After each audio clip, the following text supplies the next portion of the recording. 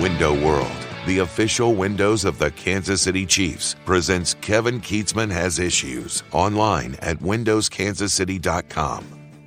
We keep starting the podcast with stories that I've tried to ignore. Not necessarily ignore, just not include on the podcast. But then they blossom, they grow, they keep going, and I can't ignore them anymore.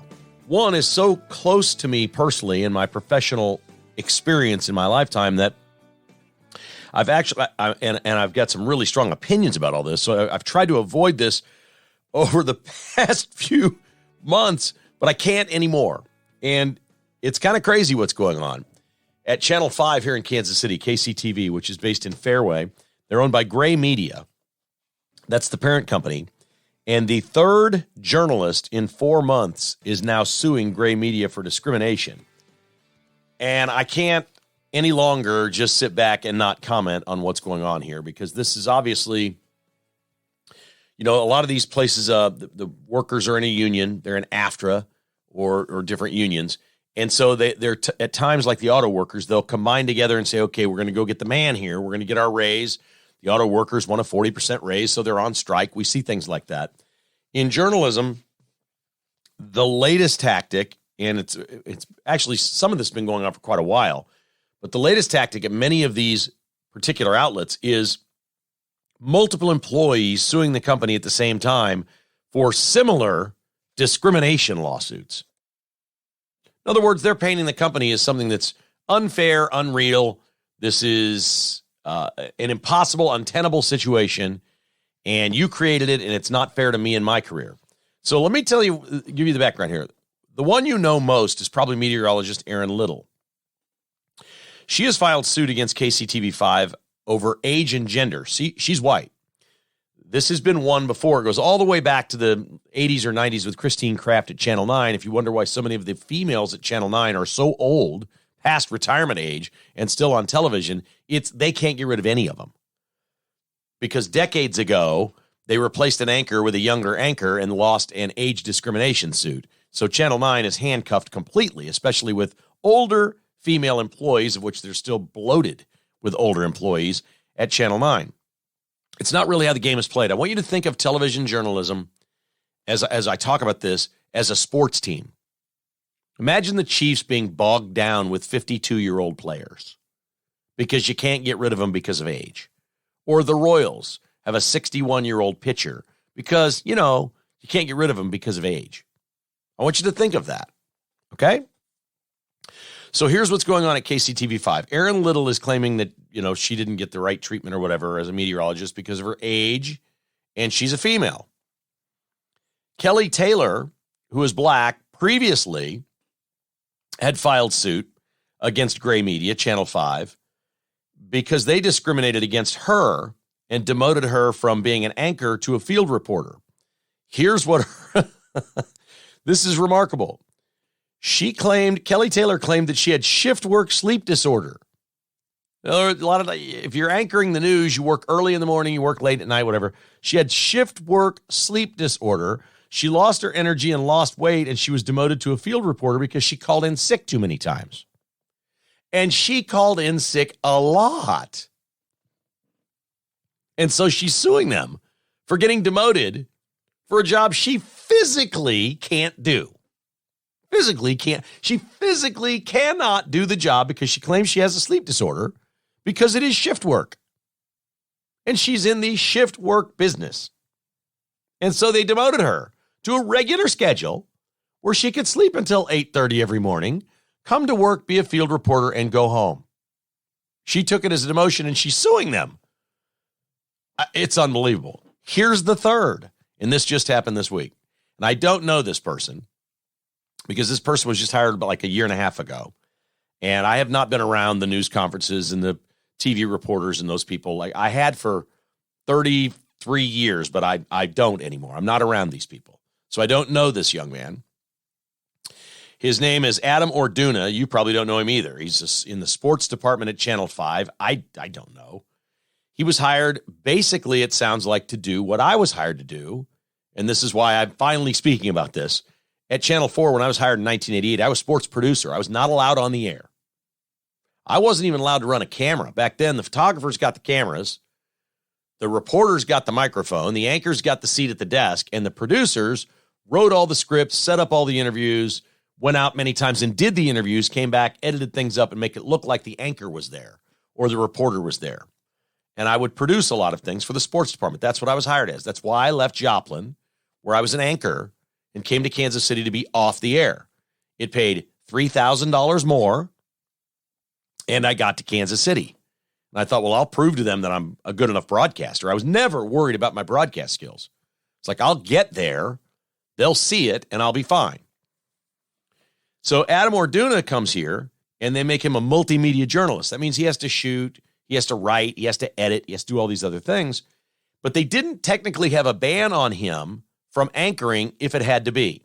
So there was another person in the sports department that was in charge of making the schedules. And the only thing that person was told, who was white, and Orduna is black, the only thing the white person apparently was told was, don't let him work more than 40 hours.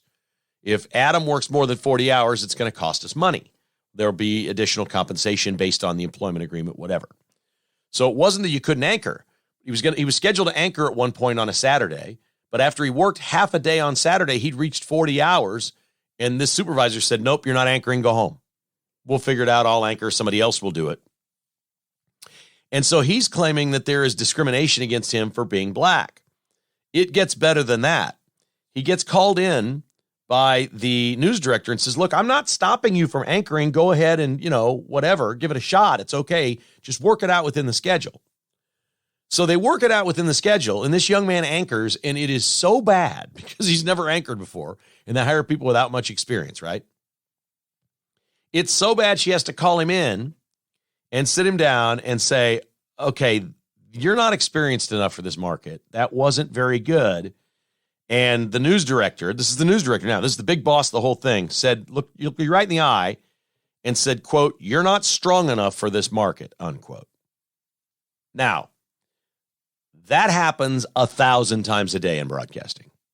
You're not good enough. I lost track of how many times I was told I was not good enough. It got old. It got lazy and easy for people to say. The problem with like my difficulty at Channel 4 getting promoted was it would create a problem. They'd have to hire somebody else. What they always want to do in television news is just keep everybody where they are.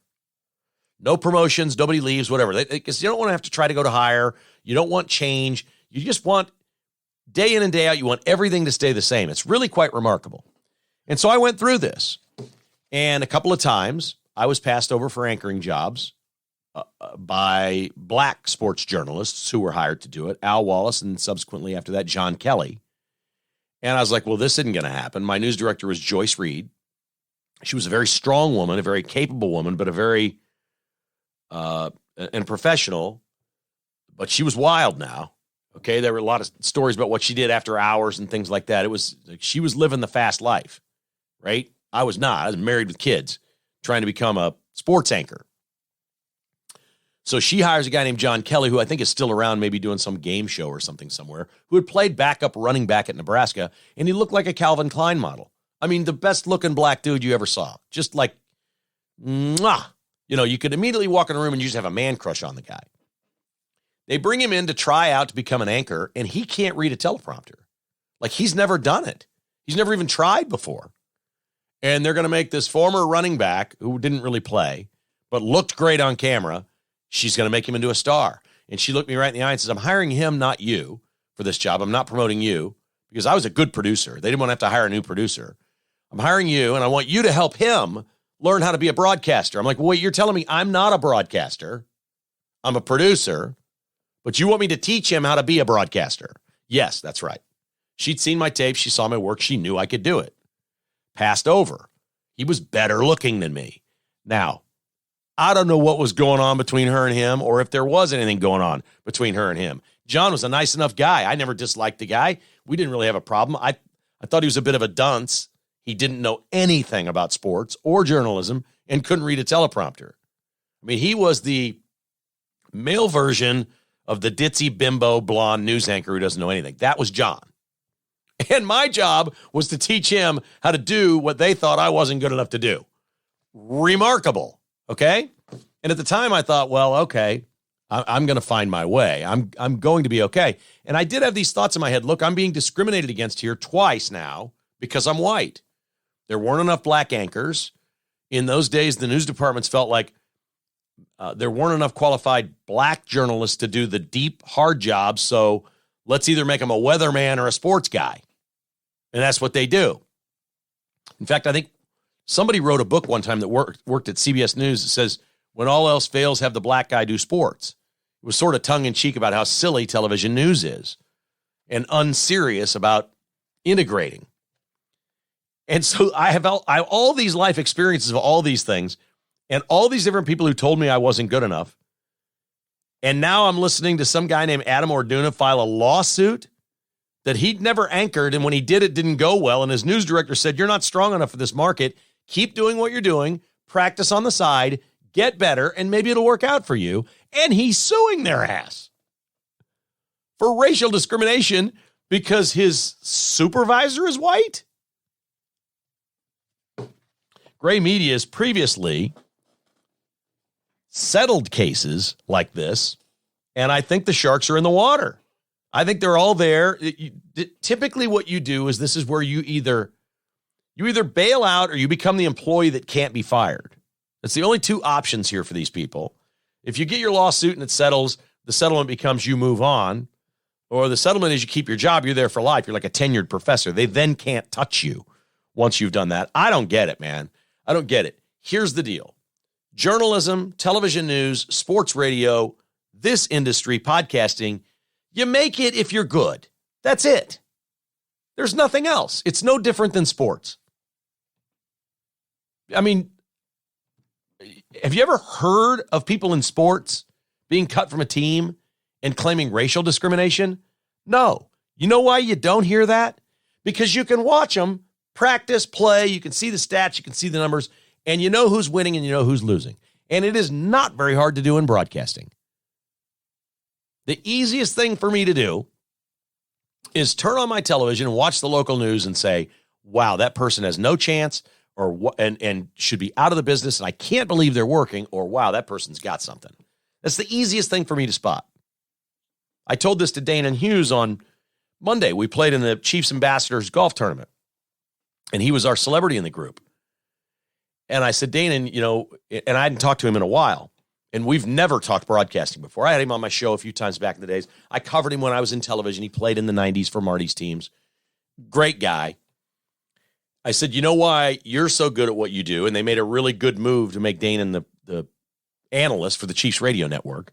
I said, you know why you're so good at what you do? And he says, not really, because he's never really studied broadcasting or thought about it. And I don't study it much or think about it much. I'm not a technician. I think it should be conversational. I think you should be natural. I think people have it or don't. I said, Dana, you're good at it because you know what you see on the field. And you know how to say it in a way that we understand, and you're telling us things that we don't know. And he goes, dude, I'm just, saying on the air what I see. And I said, that's exactly right. But you get it, and you know how to do it, and you do it in short, it's very difficult to be an analyst, especially with Mitch Holthus. He loves his airtime. Mitch wants the microphone the whole time. If he had his way, he probably wouldn't have an analyst. He'd just do the whole broadcast. That isn't how it works. But Dana does a great job on there. And I can't say that he would be a natural broadcaster in a format like this. I don't know that he could, just open a microphone and do a 50-minute podcast every day. But as a sports analyst and as a broadcaster, he has it. And you can tell it right away. He sees what's going on the field. He tells you what's going on. It's fantastic. He's great. And you can spot that with people very quickly, whether it's with your ear or your eyes. And I'm guessing... I only really know Erin Little's work. She's fine. I've never watched Erin Little and thought, well, there's the gifted one.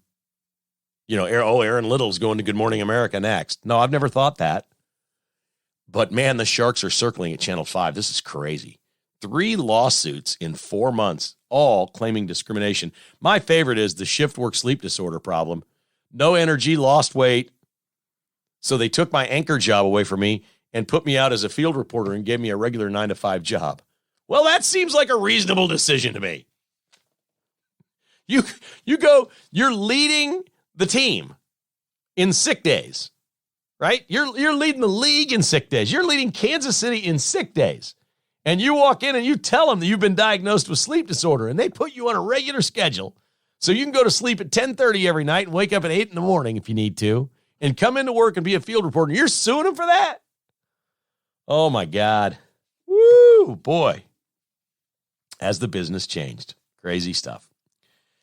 Shout out to our friends in Kansas City, Missouri. The receipts are in for the Kansas City, Missouri. The city of Kansas City, Missouri spent $25,000 on a streetcar that is Barbie themed. Have you seen the streetcar? The dream streetcar that's Barbie themed? The receipts are in. There's no vote on these things. They just spend the money they don't have. This is what Democrats do. $25,000 to paint up and wrap a streetcar in a Barbie theme. You know, if this was like the Johnson County streetcar, maybe I could see it. Kansas City, Missouri? Really? That thing going up and down the street in Kansas City, Missouri, you think the people that live in Kansas City, Missouri are big Barbie watchers?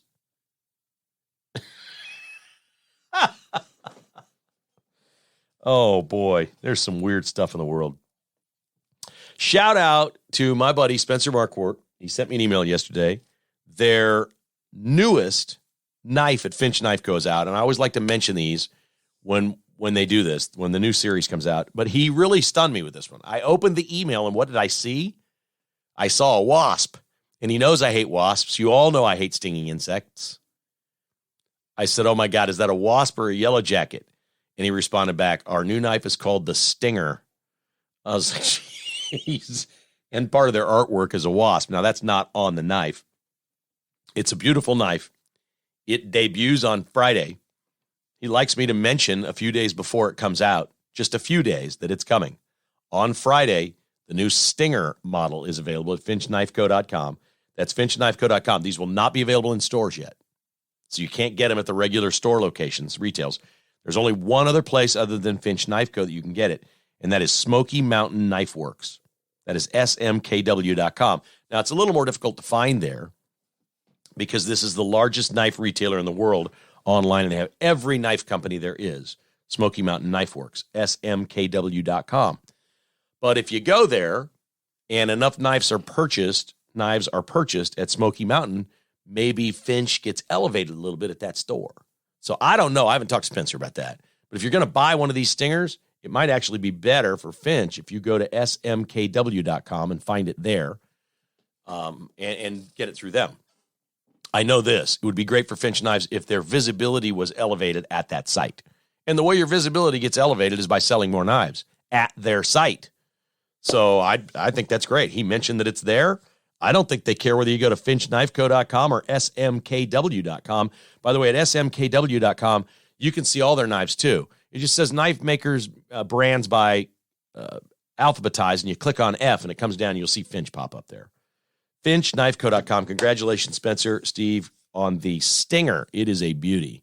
There is not a wasp on it, but it's the Stinger, and it's coming out this week. Congratulations on the next new series of awesome Finch pocket knives. Okay, so at Capitol Hill, the House Judiciary is doing a security investigation on security breakdowns for January 6th. Let me preface this by saying this is all great information. I love this story, but I don't think it really moves the needle. We've already lost January 6th. The Democrats helped orchestrate it. They blamed Trump right away.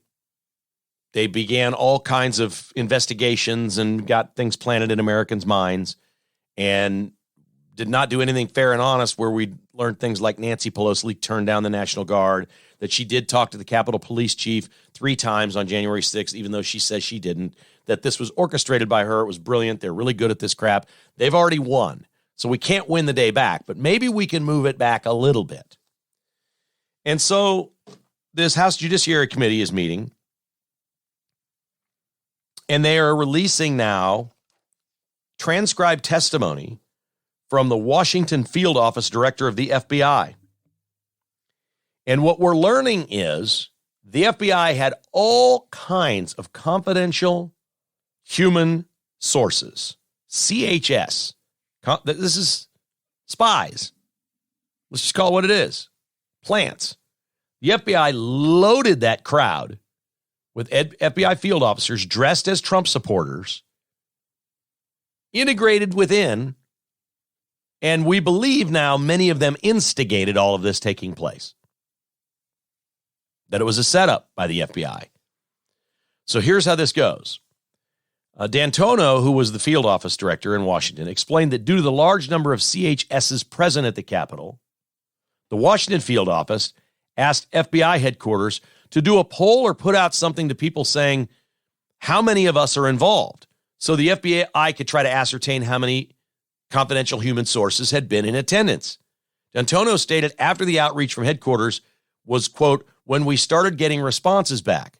In one example, he recalled a confidential human source from the Kansas City FBI field office on site at the Capitol that was allegedly in contact with his handler while at the event.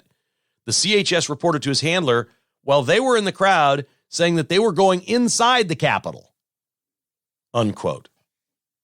This new information is extremely concerning. I'm now reading from the piece, not direct testimony. That was direct testimony from D'Antonio, and it's very bizarre that these FBI agents were in the crowd saying, we're going inside, because you know if they were going inside, they were telling people around them to come with them, right? That's impossible to believe that didn't happen. The new information is extremely concerning. It suggests the FBI cannot adequately track the activities and operations of its informants. They lost control of the confidential human resources sources that day on January 6th. These revelations reinforce existing concerns identified as Special Counsel Durham about the FBI's use of and payment to CHSs who have fabricated evidence and misrepresented information about January 6th. The Justice Department Inspector General also identified critical problems in the FBI's program, including the FBI's failure to fully vet the CHSs and the FBI's willingness to ignore red flags that would call into question an informant's reliability. Now I've got the question of, are all these informants working for the FBI? Or, for example, is Ray Epps one of them who doesn't work for the FBI? In this case, we're talking about a Kansas City field office, CHS, so that's an FBI agent. That's a field officer that came in from Kansas City to dress up as a Trump supporter on January 6th and mingle amongst the crowd and go into the building. I can't stress this enough. If you know who this person is in Kansas City, let me know. We'll get to the bottom of it. I'll protect you. Let's find out who it was. An FBI agent, clearly a liberal in the FBI, accepts the assignment to dress up as a Trump dude, mingle amongst the crowd, and take them inside. It's right there in the testimony. It happened. We're arresting people from around here that were there that day. But what about the FBI? This person works for the FBI. If you dressed up as a Trump supporter and coerced people to go in that building, that's a crime. I don't care what. That is not part of your job at the FBI. You should be fired immediately. And now this makes it sound like there were plenty of confidential human sources that didn't work for the FBI. Is that Ray Epps? Ray Epps got slapped on a wrist with a misdemeanor yesterday after a year and a half. Longer than that. 1 year and 8 months. He gets slapped on the wrist with a misdemeanor. The only misdemeanors we know of, everybody else got felonies. And now we're learning that the FBI can't tell us, even remotely, how many of their people were out there and what they were doing or what they were instigating. It's appalling. It is absolutely appalling. Oh, my God, they're so good. The Democrats are so good at what they do. They just own all these things. They work them behind the scenes. The media's complicit.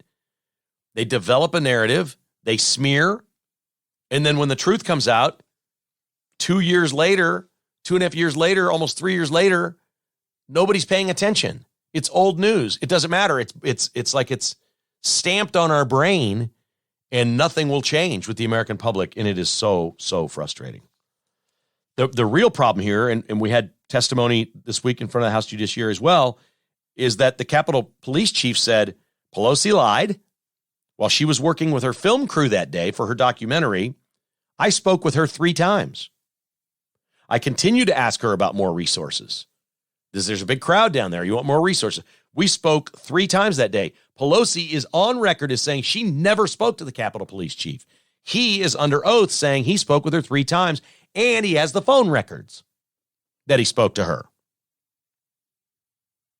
Where was that in the January 6th investigation that the freaks put on display?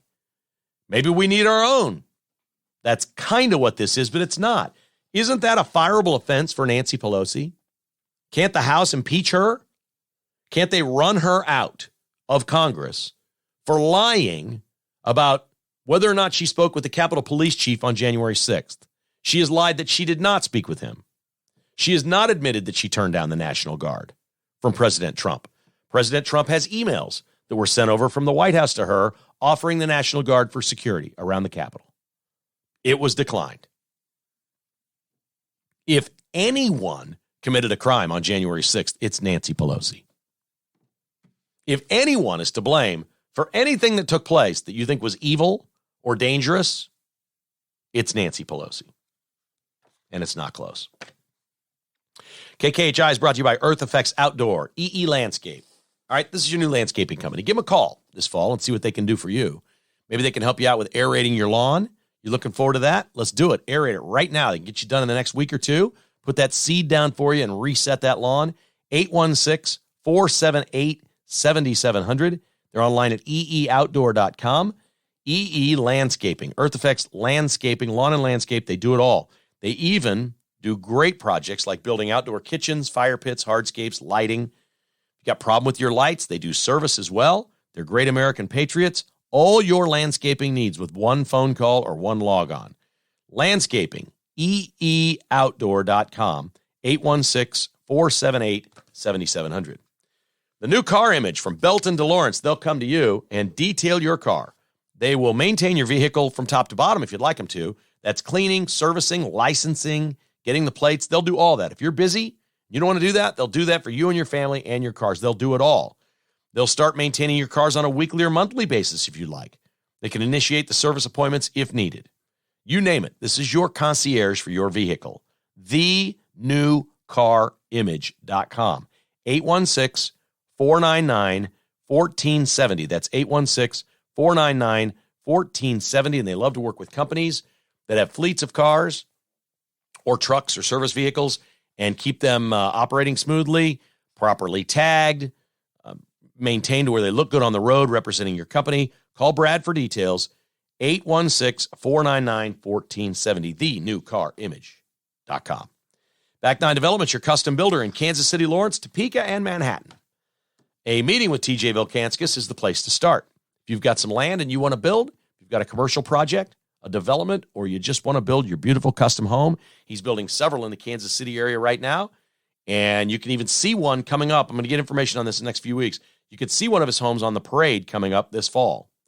785-236-0161. That's 785-236-0161 for back9development.com. We're 1 week from the next GOP debate. That's at the Reagan Library in California. I am bored by debates without Donald Trump. He has set the bar for all debates. Debates are uninteresting unless Donald Trump is there, period.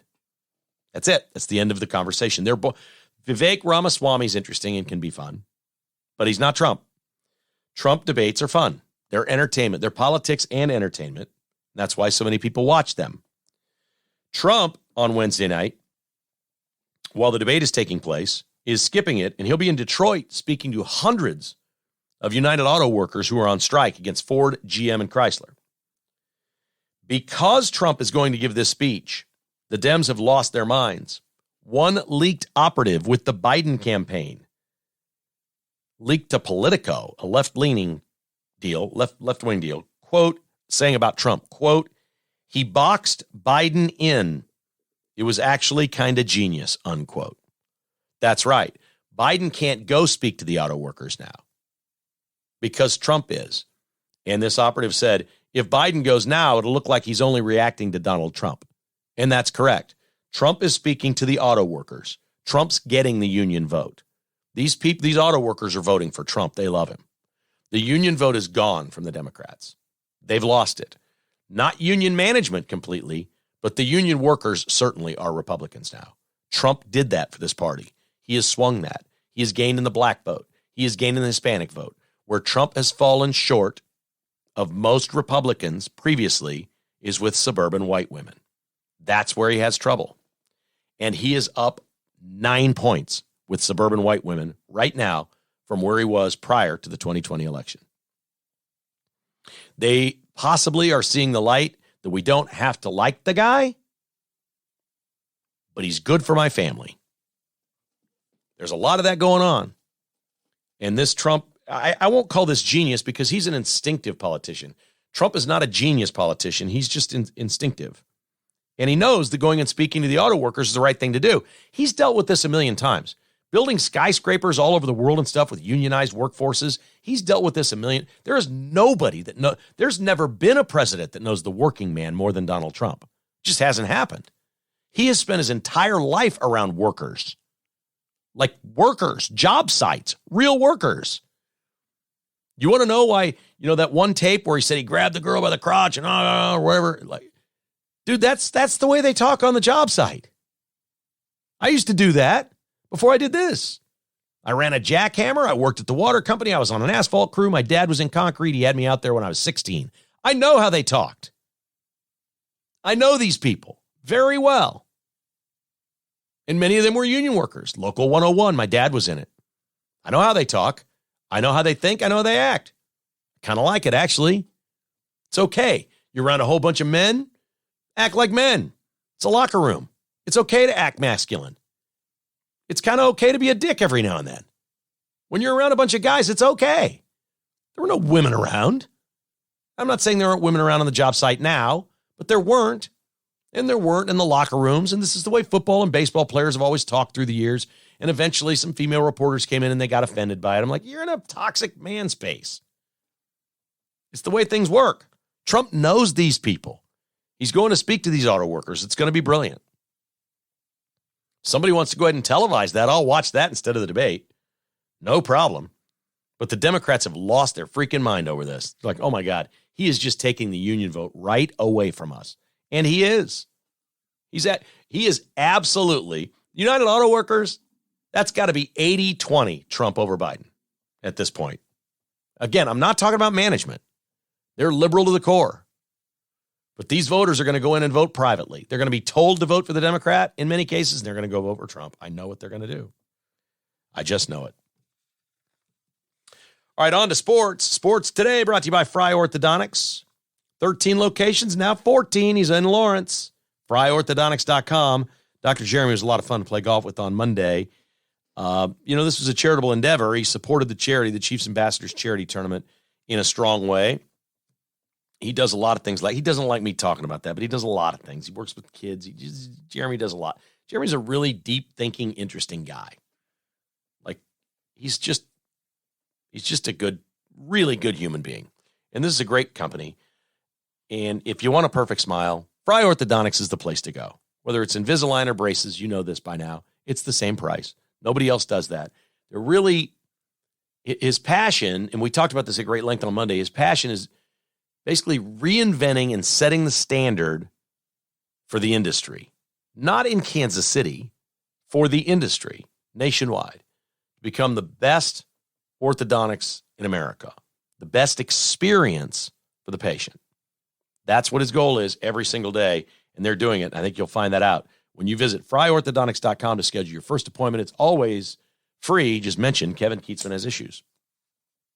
360 Document Solutions is online at 360documentsolutions.com.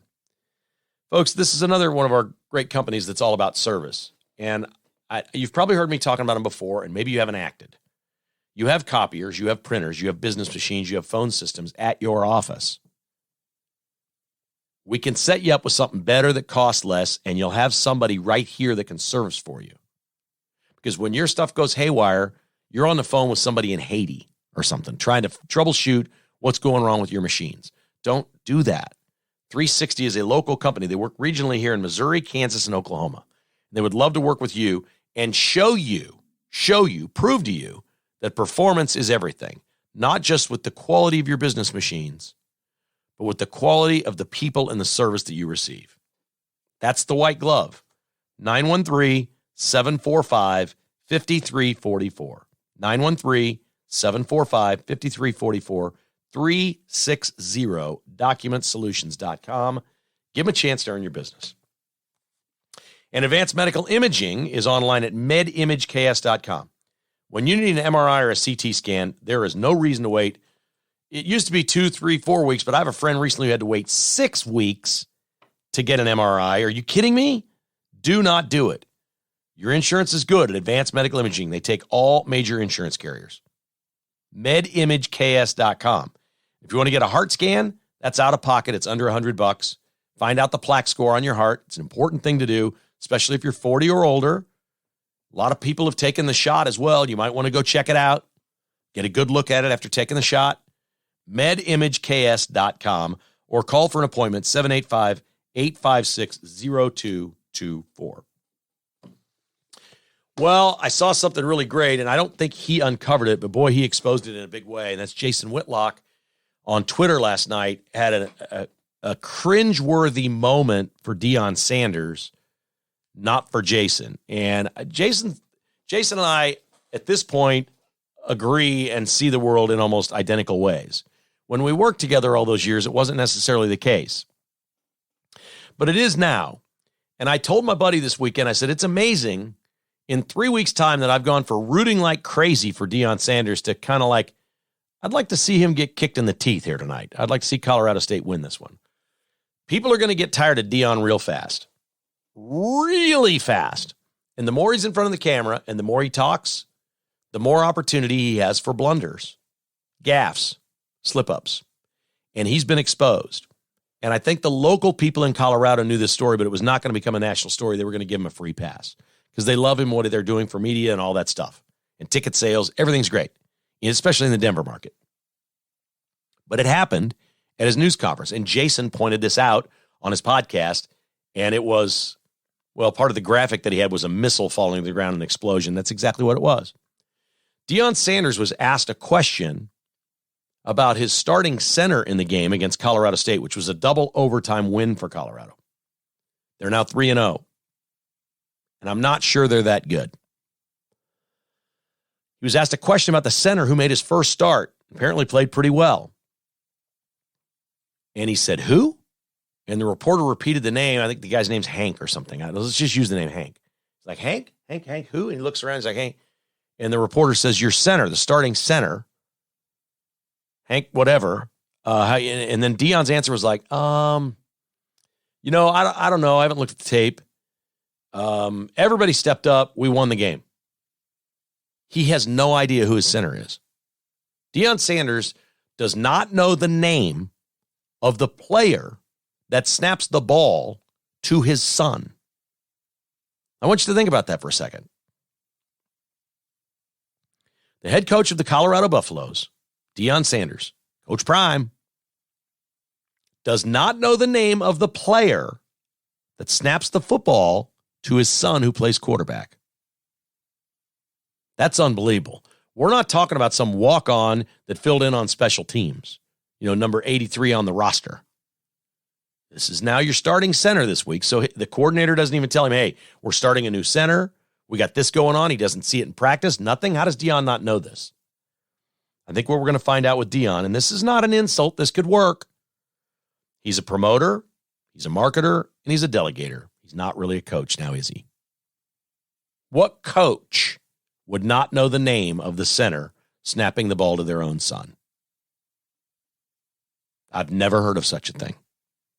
But we've never seen anybody in a position like this. He promotes, he markets, he delegates, and they're 3-0. Not saying it can't work. If he gets the best players and his coaching staff's good, Deion won't have to do any coaching. My guess is Deion spends a lot of time with the defensive backs. It's probably his passion, maybe the wide receivers. And maybe he's more like a position coach out there at practice. And I'll bet he's great at it. But like knowing the whole roster and close to all these, no, he's delegating, man. He's Deion. Come on, he's important. He's busy. He's got dinner with The Rock. He's got Michael Irvin over to the house. He's got all this stuff going on. You can't know the name of the center. Too busy for that. Injury reports are out for our local teams. Not good. Well, not much with Kansas. We're good. Kansas looks okay here. Oh, by the way, KU got its first sellout of the year. They're sold out against BYU 2:30 on Saturday. Their first sellout this year. Congratulations to KU. Brady Cook at Missouri with his hyperextended knee, which is what Travis Kelce has, is listed as day-to-day. Doesn't sound terrible. College players are tougher than pro players. We've said this many times. Most people hear that and don't believe it. It's true. College players will play hurt a lot more than pro players will, and teams are much more cautious with players that they pay a lot of money to, and they get them out of games and want them healthy before they keep going. That hasn't reached college football yet. So we had Brady Cook and Will Howard both hurt at the end of the game and both playing on the game Saturday. In Manhattan, it was the week from hell. It was the road trip from hell. Will Howard has a leg injury. He is listed as questionable for Saturday. My guess is we're going to see a lot of Avery Johnson in this game, but Will Howard will play. But we'll see. He's got a leg injury. He's listed as questionable. Daniel Green, their captain on defense, their star linebacker, is out for the year. He had surgery yesterday. He is out for the year. Trayshawn Ward, the transfer from Florida State, playing running back, is out this week. It has been a bad week at K-State, and the injury report is even worse. On to Chiefs news. Chiefs set a record. You may be aware of this. Maybe I'm the only one who didn't hear this. I received an email from Steve. He's patron number 6 is how he identifies himself. He was number 6. He was the 6th person to sign up to be a patron of KKHI 3 years ago. We appreciate you, Steve. Thank you. He sent me an email, said, did you see this? The Chiefs set a record with their win over the Jaguars. I did not see this. Chiefs set an NFL record by having a 35th consecutive game without losing by more than 4 points. All right, so that sounds a little obscure, but it's not when you think about it. 35 straight games, every single game, you either won or lost by 4 points or less. That was a 55-year-old record set by the Green Bay Packers. This is the epic, historic Packers did that. They had 54 games in a row. Last time the Chiefs lost by more than 4 was 2021 to the Tennessee Titans, 27-3. After they lost 27-3, they went on to win 8 straight. And in these 35 games, by the way, the Chiefs are 29-6 with a playoff loss. 29-6, and the 6 losses were 4 points or less. That is unbelievable. Congratulations to the Chiefs. 55-year-old record. They will most certainly extend that on Sunday against the Bears. Patrick Mahomes was on 610 Sports Radio with Carrington Harrison. Carrington Harrison is the best sports host in Kansas City. It is not close. He knows what the stories are. He is interesting. He is funny. He's irreverent.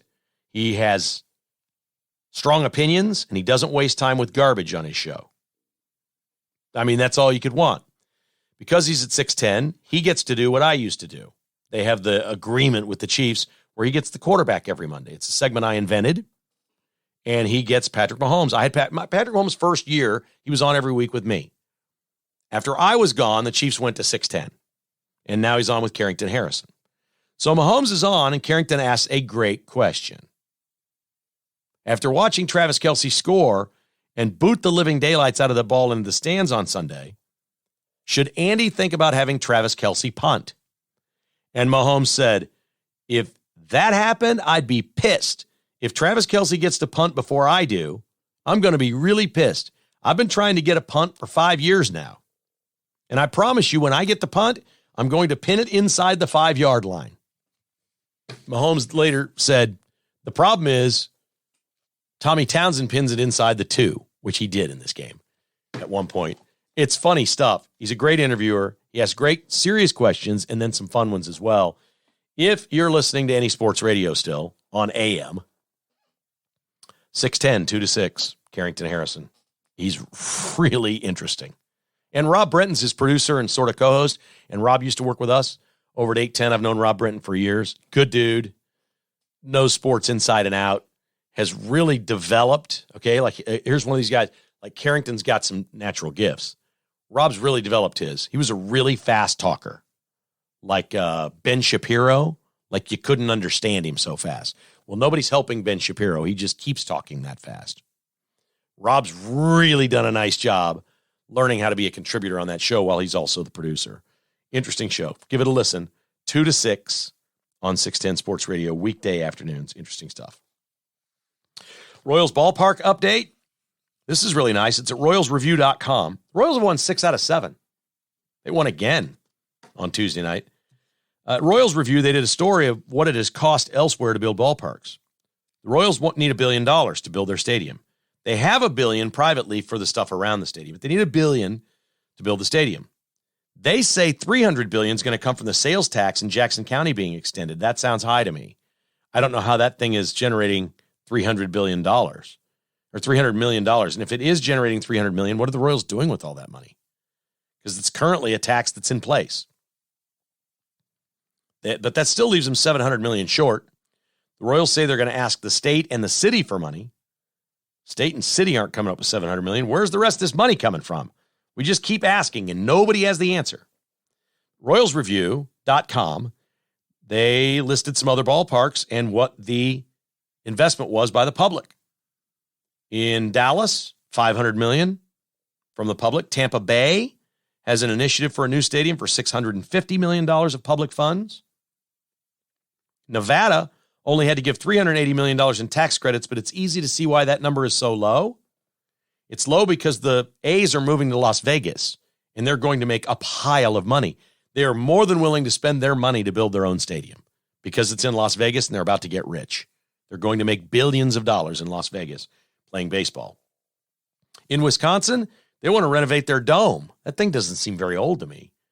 And Wisconsin's proposing $614 million of public funding for a renovation. You better believe the Royals have their eyes set on $750 million of the billion.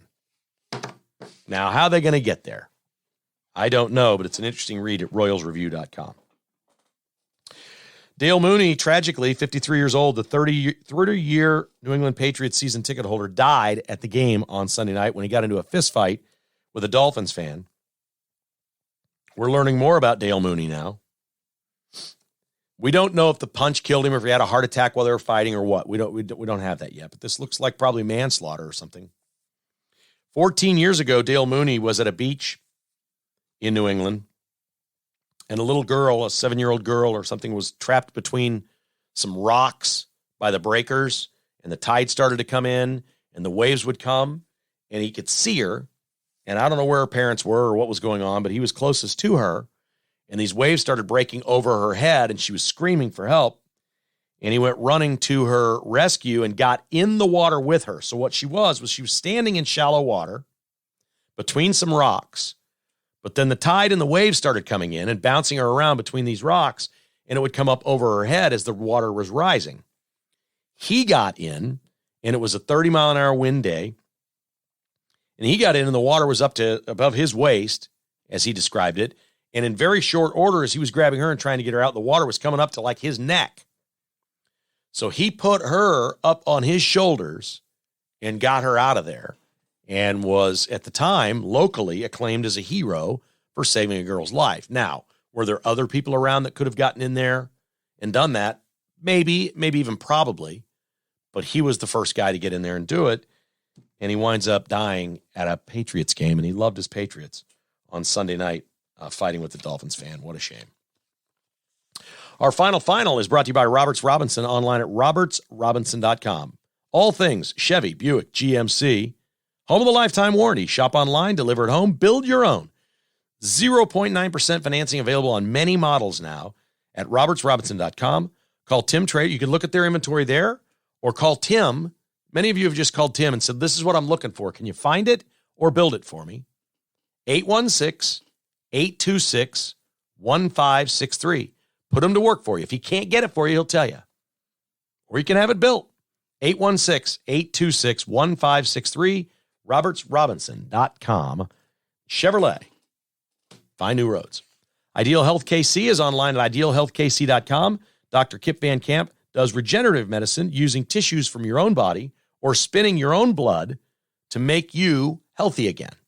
If you have tried everything through traditional doctors and medicine, taken every pill, taken every jab, and you still don't feel well, whether it's joint pain, you're lethargic, COVID shot issues, why not have a consultation with Dr. Van Camp? IdealHealthKC.com, 913-745-5300. Okay, our final today is brought to you by KKHI and the KKHI list. This is real easy. It's the KKList.com. All of our sponsors are right there. Go check it out. Any old time. The KKList.com. They're all in one place. Our final is an artist in Denmark that now owes $77,000 back to two galleries, for two paintings he was commissioned to do about wages, about the average wages of workers in Denmark and wherever. Doesn't matter. So he did these paintings, original paintings, that were about wages and earnings. They loved him so much, they commissioned him to do two more that they could hang in their gallery. And the average wages, I guess, are something like $38,000 and some change. This is American money. They have a different currency there, but I'm just giving you American dollars. So the idea was they were going to give him this cash and he was going to incorporate it into the paintings and paint the money on it in sort of the same theme as what the other one was. Well, he's an artist and he signed a contract that says he's in charge of the art and the final product. Okay. So he delivers to them two blank canvases that have bumps on them. There's some bumps. They look like, they look like Braille. They look like blank white canvases with Braille bumps on them. Is kind of what it looked like. There was no paint at all. And he titled the series, the two paintings, Take the Money and Run. And he kept the $77,000 cash for himself and didn't use them with the paintings. This was not money paid to him. He got paid separately to do the paintings. That was a separate amount to be paid. The money was to be incorporated within the paint. The idea was to put the bills on the deal and paint them into the painting. And he kept it for himself. He said, hey, I had artistic control. I can do whatever I want. I sent him blank canvas and kept the money for myself. It's taken 2 years and a full lawsuit, and he's lost and now has to give the money back. Apparently his contract was not ironclad enough. They put him up in the museums. Two different art galleries, they put him up. And above it said, there, take the money and run. That was the title, and you're sitting there staring at a blank canvas with little Braille bumps on them. I do not want to offend any of you that are art lovers or museum goers. I like museums. I like history museums. I love history museums. I don't get paintings, and I don't get art, and I don't think I ever will or ever care to. And I'm not going to apologize for that. I am who I am. It's just, wow. It's this dude. I almost feel like he was ripped off that he ought to be able to keep the money. If they're that damn stupid, the gallery was that stupid to do that, I feel like he should have won just based on their stupidity. And there it is, this Wednesday episode of Kevin Keatsman Has Issues.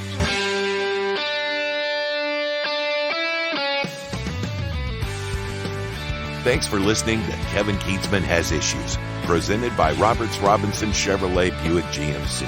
To get exclusive patrons-only podcasts, receive a weekly newsletter, and attend in-person patrons-only parties, visit KKHasissues.com and become a patron today. This has been a production of Crooked Tail Media Incorporated.